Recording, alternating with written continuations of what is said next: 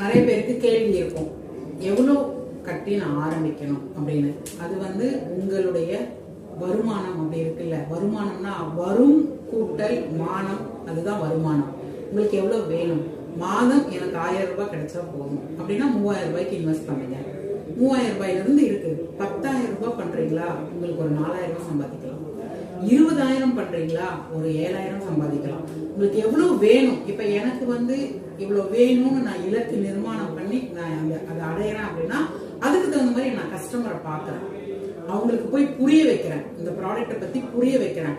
அப்போ உங்களுடைய பார்வை எப்படி இருக்கு? சமுத்திரம் என்னைக்காவது வத்தி போகுமா?